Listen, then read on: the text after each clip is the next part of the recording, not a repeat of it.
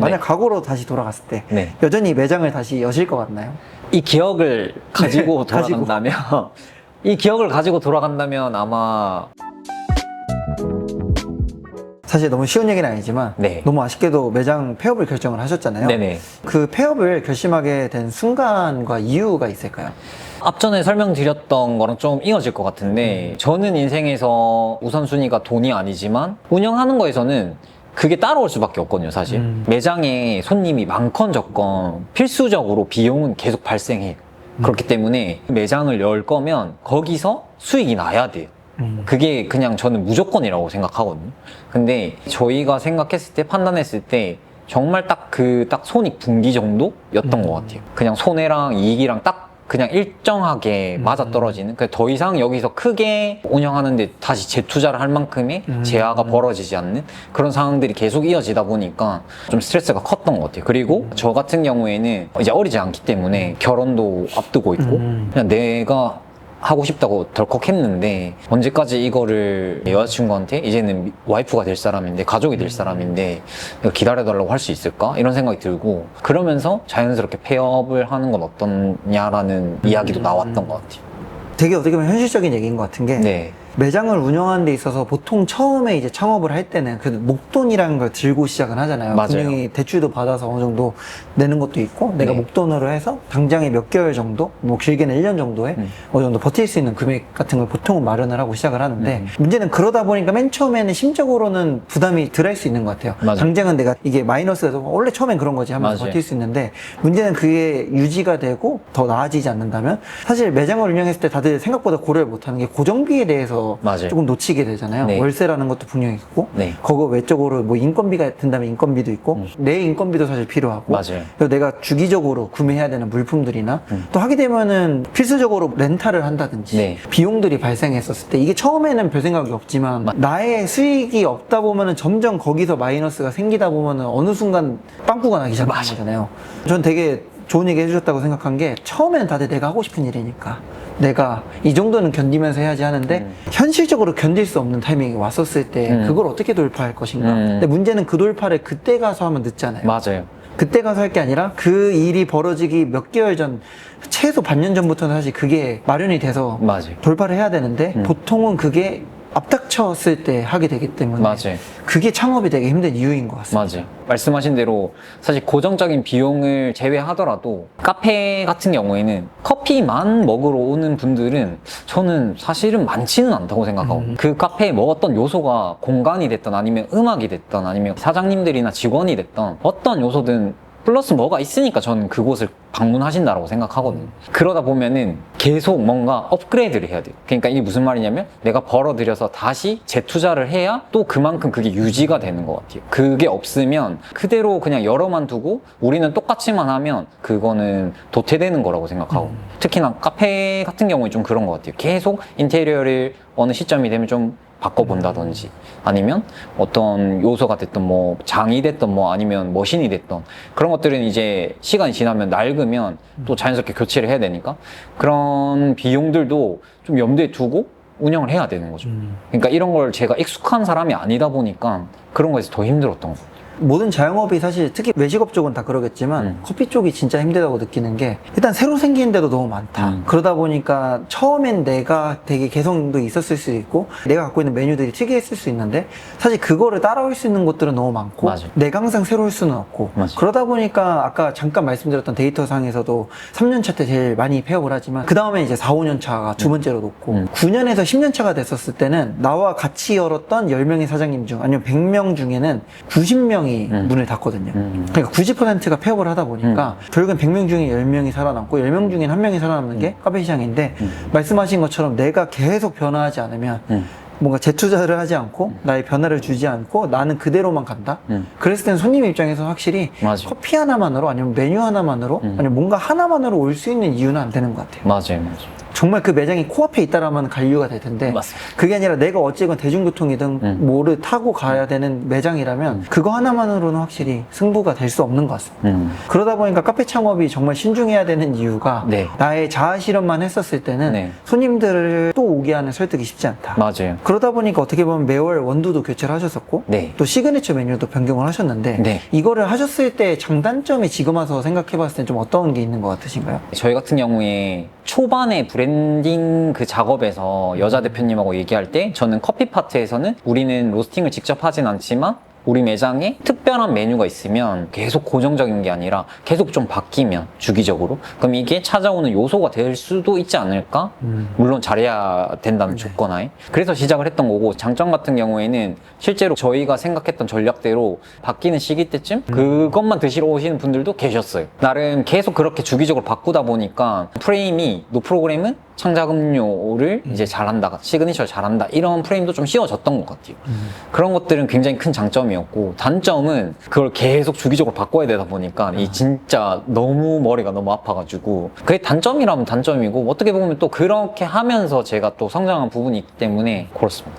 맞아요. 실제로 창작 메뉴가 대회에서도 유효했었고 네. 저는 그런 부분이 사실 매장 운영하셨던 게 되게 컸다라고 개인적으로는 봤었는데 네. 매장을 차릴 계획이 있는 분들은 다 좀 참고하셨으면 좋겠다 생각하는 이유가 네. 3, 4개월 플랜은 쉬운 것 같아요. 그러니까 내가 처음에 뭔가를 계획을 해서 당장은 아이디어들이 많으니까 맞아요. 괜찮은데 창업을 하시는 분들이 꼭 고려하셨으면 하는 게 대부분 분들이 1년 정도까지만 생각을 하시지 맞아요.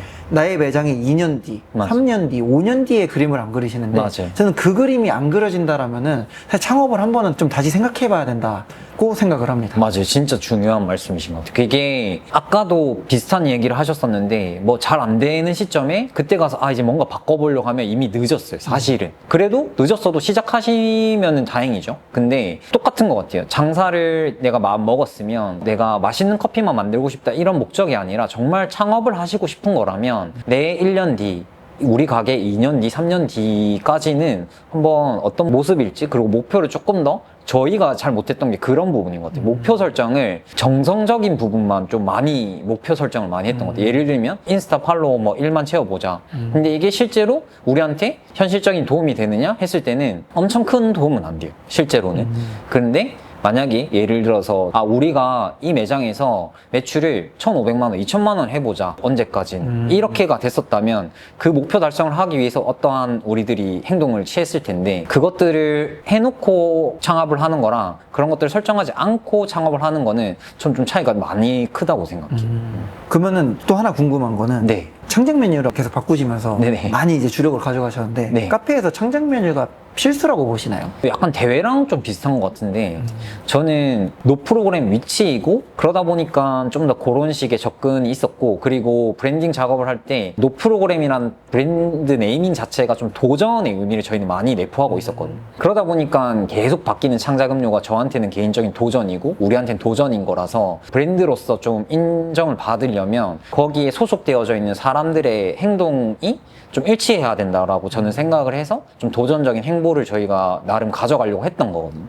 근데 창작음료가 사실은 아까 말씀하신 대로 우리는 되게 위치도 좋고 단골도 이미 많고 메뉴에서 어떤 변화를 굳이 크게 안 줘도 운영하는 거에서 크게 문제가 없다라고 하시면 꼭 필요한 건 아닌 것 같아요. 제가 선택했던 대회가 차별화를 두기 위한 선택지였던 것처럼 노 프로그램한테 창작음료가 약간 그런 선택지였던 것 같아요. 다른 선택지가 충분히 좀 많다고 생각해요. 꼭 창작음료여야 할 필요는 없다고 생각해요. 그럼 또 개인적으로 궁금했던 거는 네. 독서 모임이나 브루잉 클래스 같은 매장에 참여할 수 있는 그런 네. 행사도 하셨었는데 좀 네네네. 어떤 의도로 계획을 하시고 네. 실제 참가하신 분들은 좀 어떤 반응이었는지 궁금하거든요. 그 요소들도 비슷했던 것 같아요. 그러니까 저희가 창업을 결심하고 이런 것들은 실제 창업을 하기 한 반년 전? 이 정도부터는 저희끼리 이미 이야기가 돼 있었어요. 그래서 좀 시간이 나면 만나가지고 우리 이런 거 하면 재밌을 것 같아요 이런 거 해보면 어때요 하다가 그 정확하게 이름이 맞는지 모르겠는데 비스킷 플로어라는 카페가 있거든요. 서울에 있는 걸로 알고 있는데 인스타 알고리즘에 거기에서 하시는 저희 프로그램이랑 똑같은 이제 독서 프로그램을 보게 됐어요. 되게 조용하게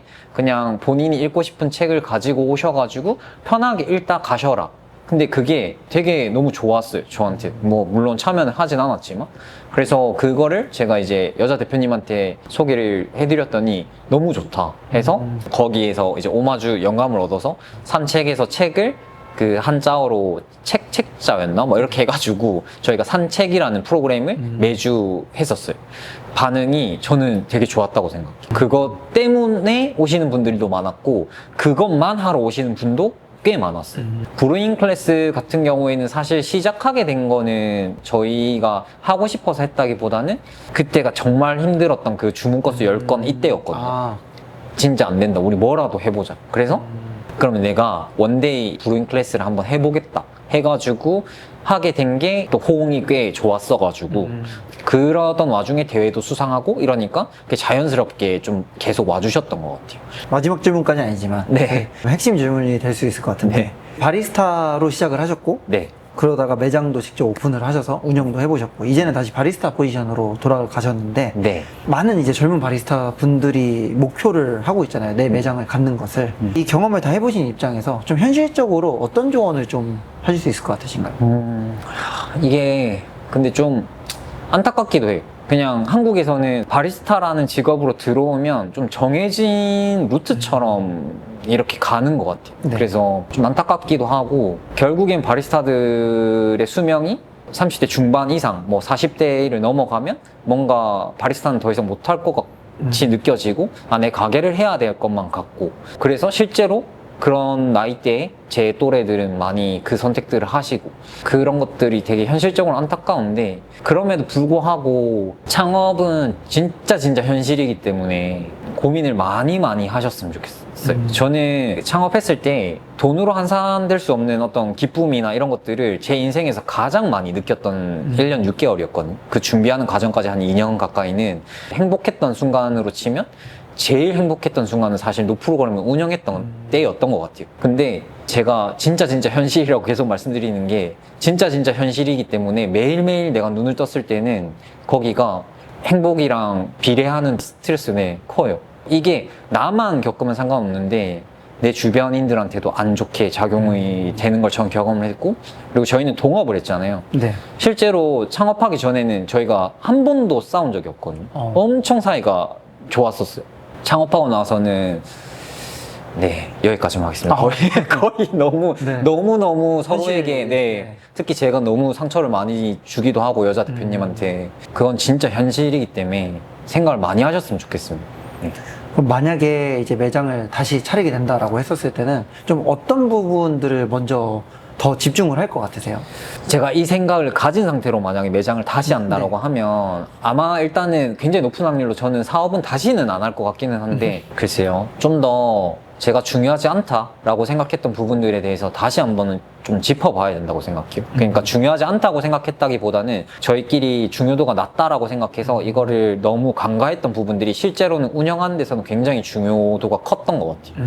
그래서 그런 부분도 조금은 더 면밀히 살펴봐야 되지 않나? 라고 생각합니다.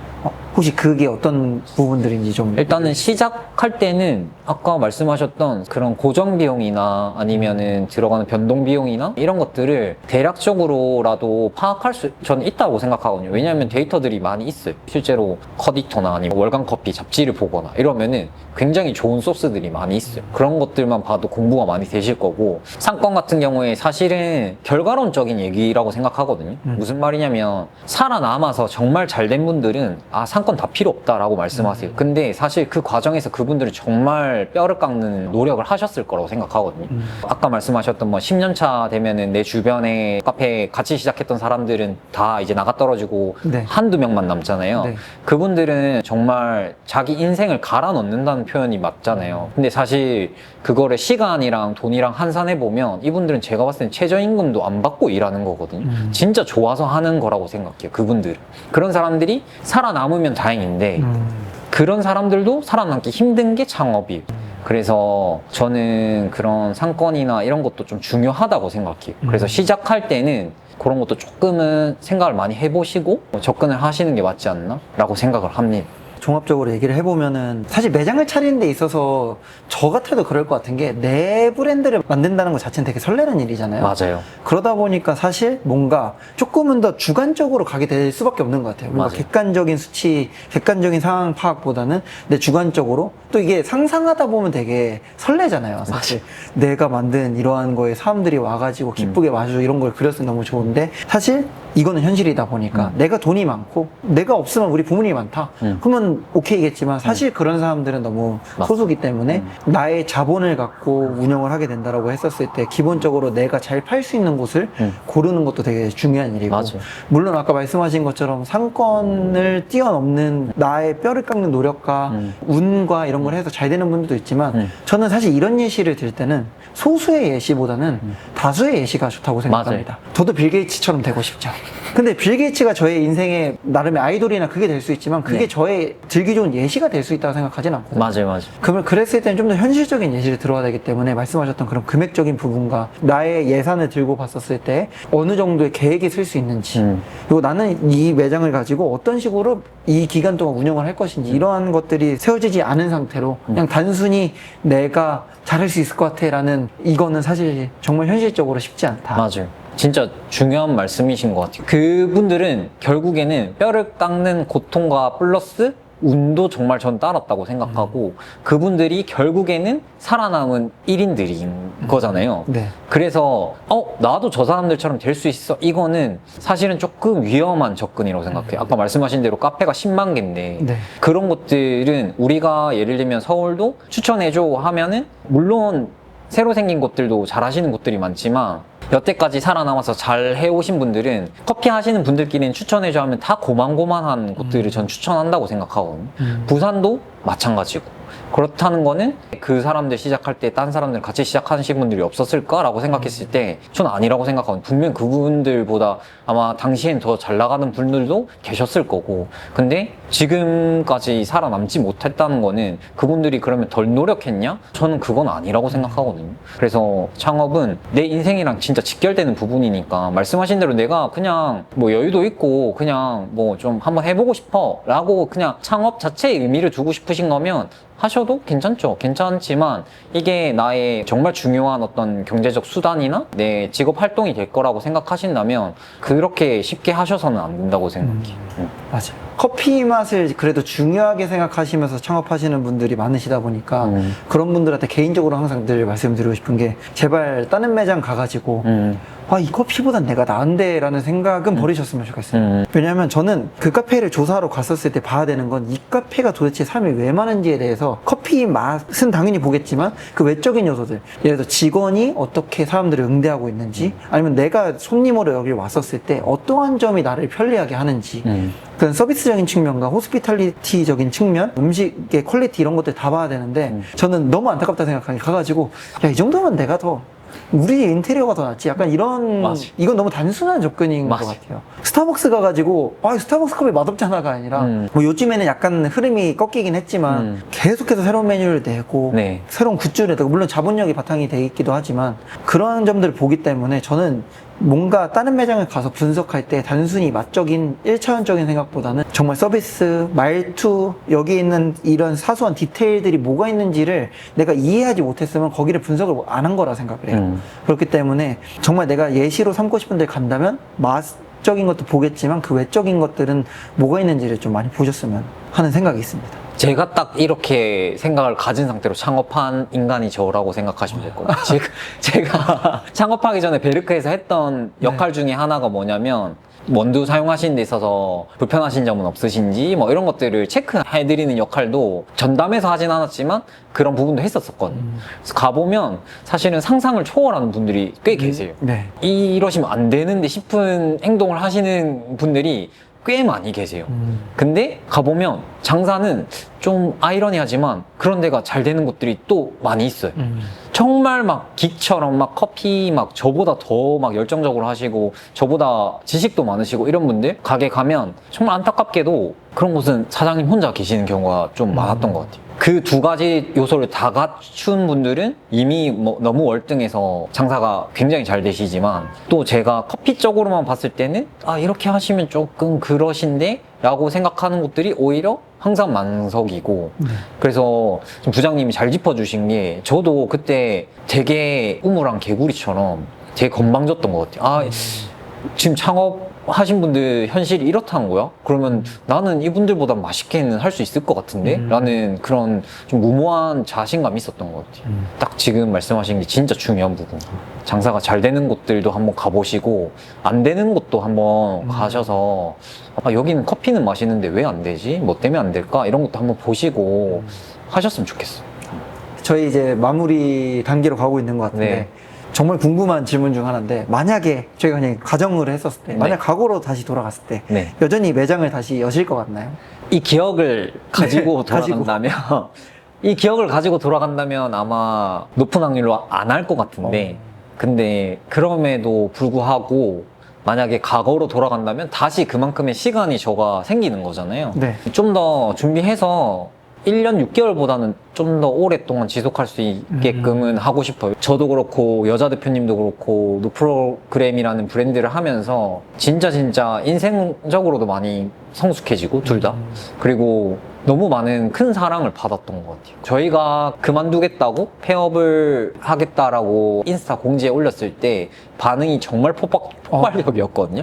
그날 다음 날부터 진짜 많은 분들이 방문해 주셨어요. 저희 폐업하는 날까지. 그래서 다시는 평생에 이런 사랑을 받을 수 있을까라는 것 때문에 사실 폐업을 결정할 때도 그 부분이 제일 그 큰 걸림돌이었던 것 같아요. 두 사람한테.